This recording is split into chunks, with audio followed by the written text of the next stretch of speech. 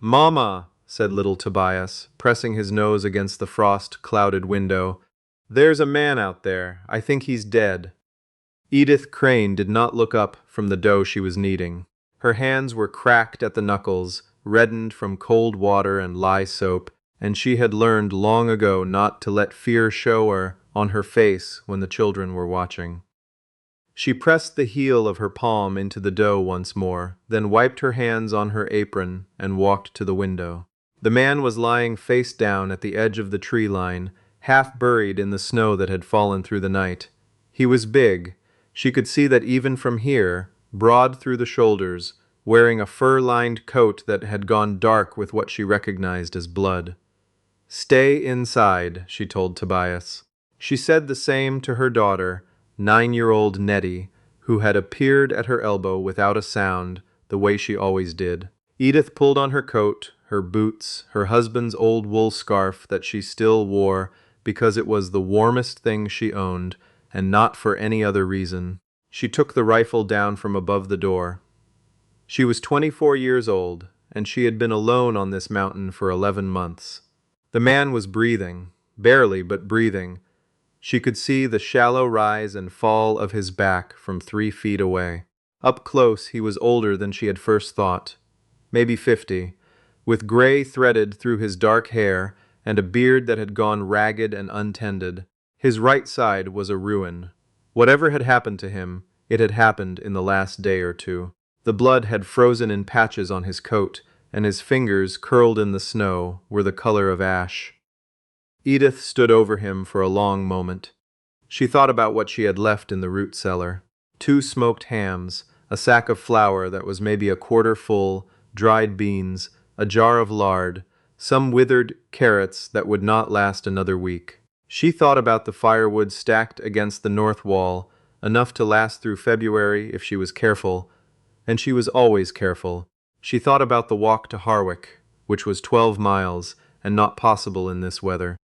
She thought about Tobias, who was 6 years old and still cried at night sometimes, quietly, so she would not hear.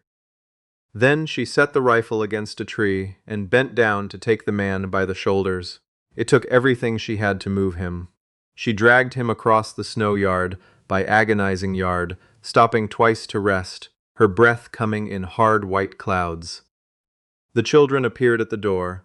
She had told them to stay inside, and without a word, Nettie grabbed hold of the man's coat alongside her mother and pulled.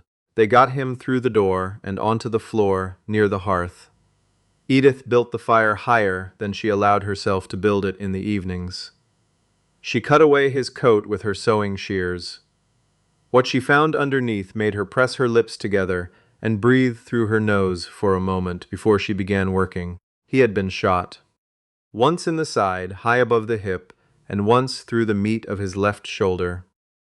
The shoulder wound was clean. The side wound was not. She packed it with the last of the calendula salve she had made in the autumn, wrapped him with strips cut from an old flour sack, and prayed that was enough. Nettie sat at the table with her hands folded, watching. "Is he going to die?" she asked. "I don't know," Edith said. She had learned that from her mother. Answer children honestly when you can. Lies came back to find you. Should we pray for him?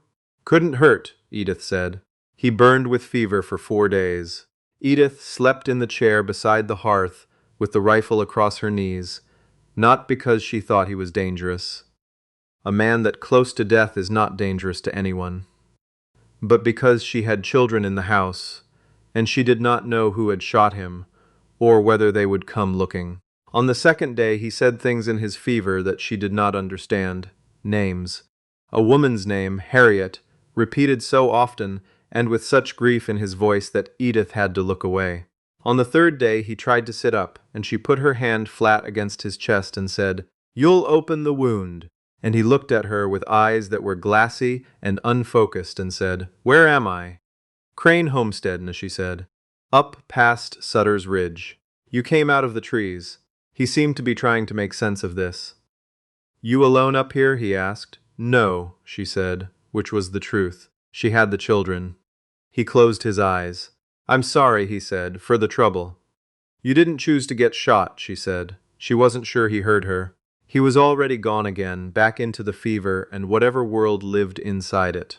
On the 5th day, he woke up clear. She came in from the barn.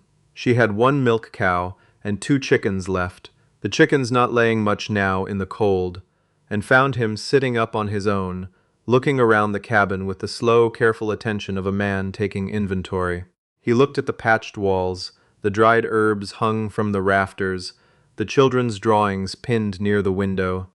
He looked at Tobias, who was sitting at the table, pretending to read and actually staring at the stranger with unconcealed fascination.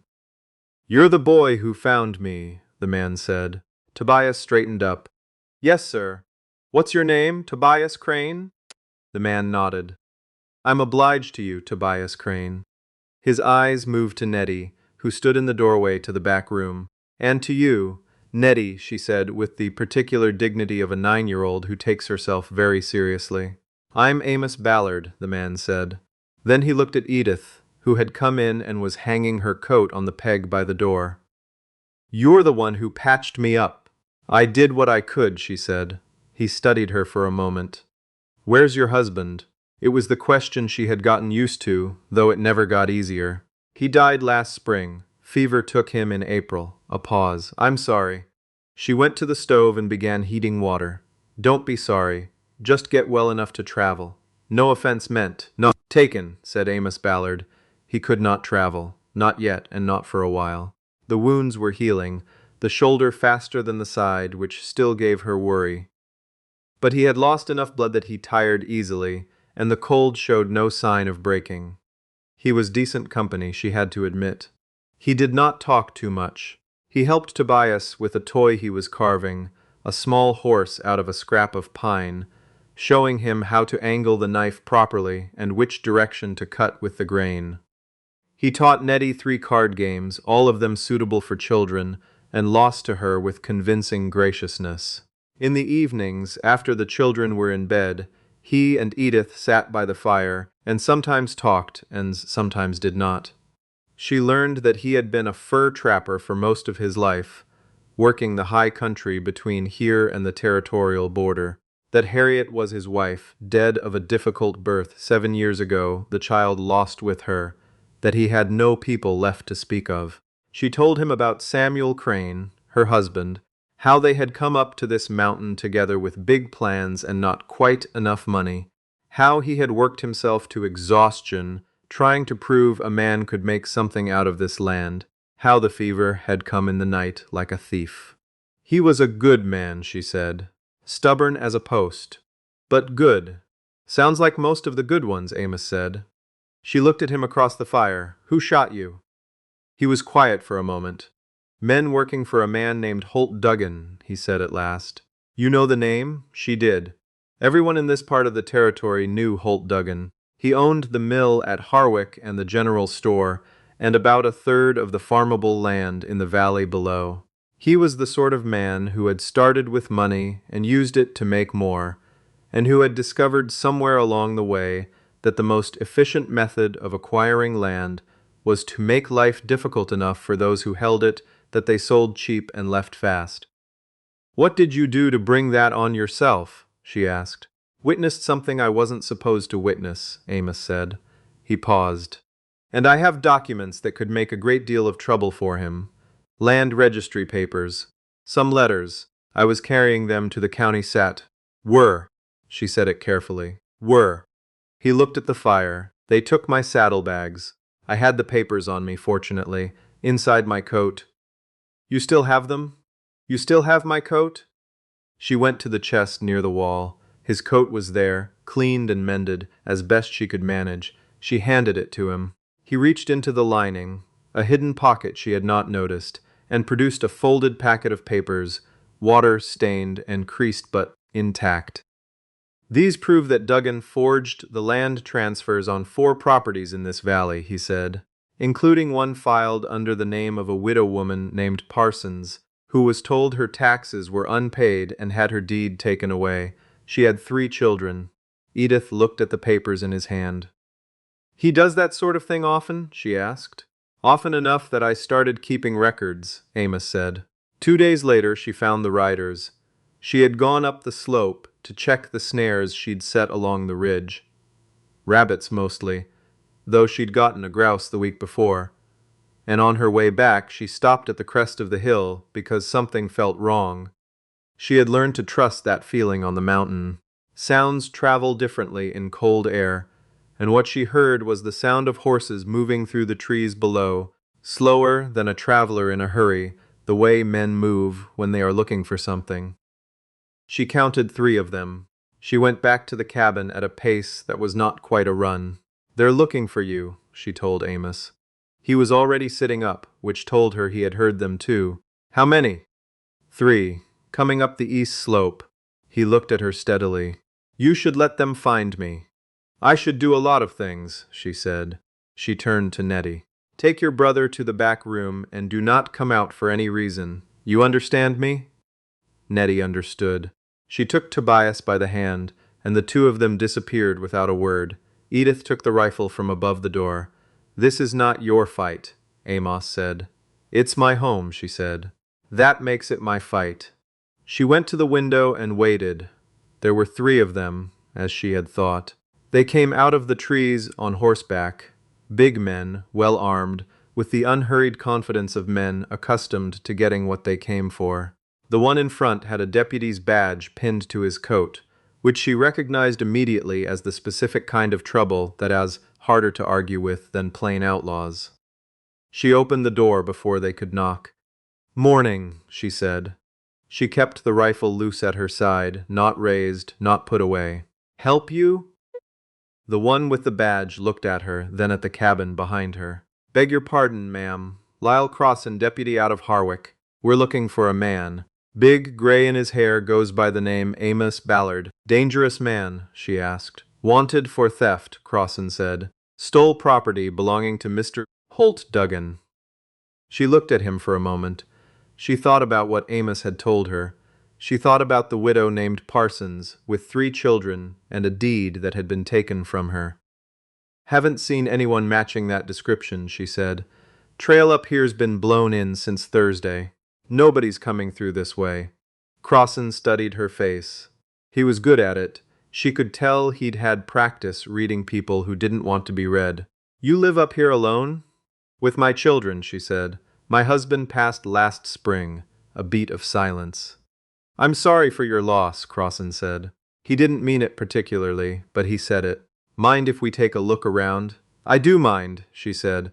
"You haven't shown me a warrant and I haven't given you cause. If you have one, I'll ask you to produce it. If not, I'll thank you to be on your way." She held his gaze. He held hers. Then he looked away first. "We'll be in the area," he said. "You see anything, you ride down to Harwick." "I'll do that," she said. She stood in the doorway and watched until they were back in the trees and gone. When she went back into Elizabeth, her hands were shaking. She set the rifle on the table and pressed both palms flat against the wood until they stilled. Amos was watching her from the blankets. "You could have told them," he said.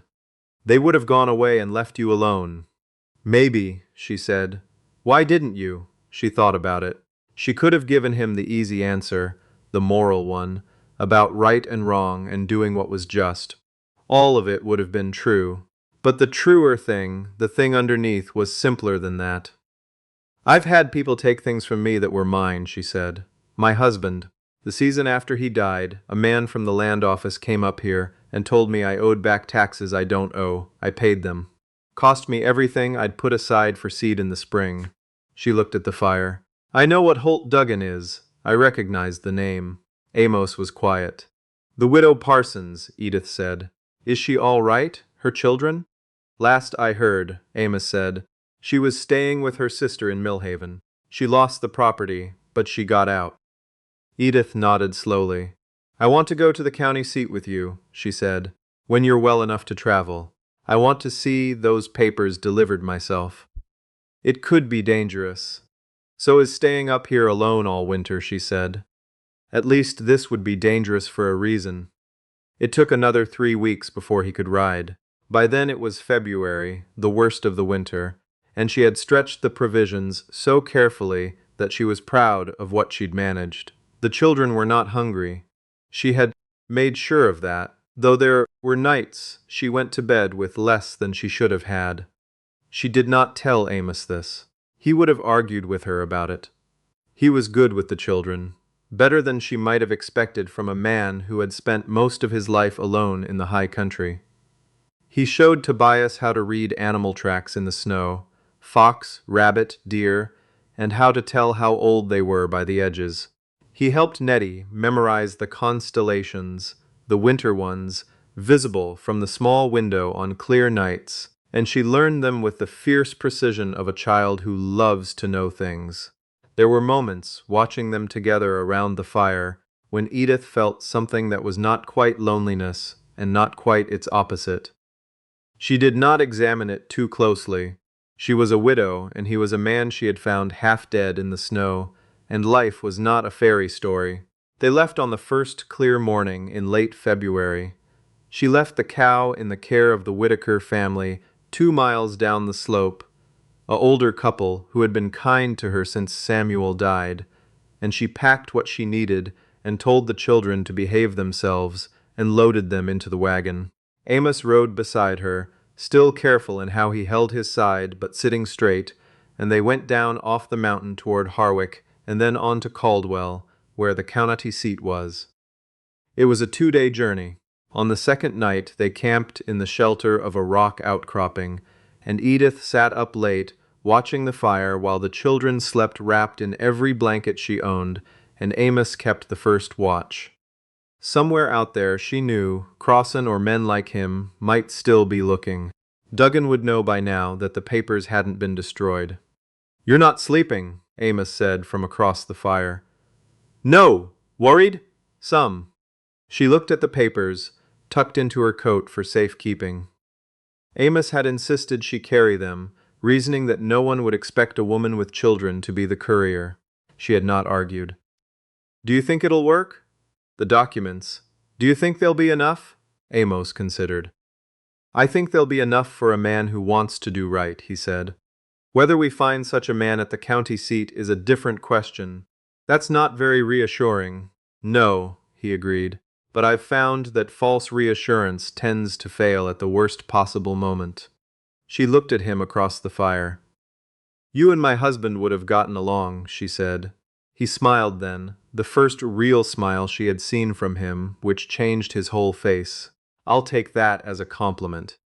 "It was meant as one," she said. They reached Caldwell on the morning of the third day.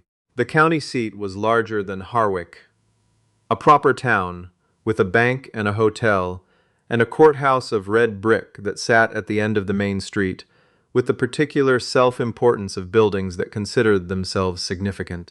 Edith tied the wagon outside the hotel and told the children to stay put and went into the courthouse with Amos at her shoulder.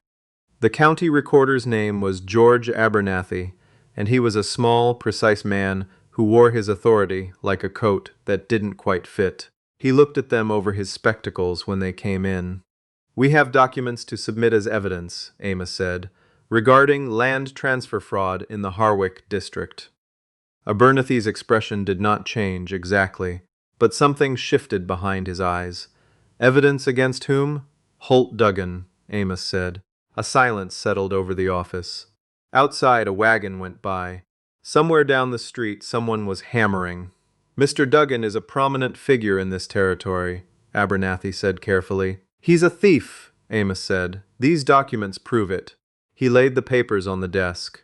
Abernathy looked at them without touching them for a moment, then slowly reached out and began to read.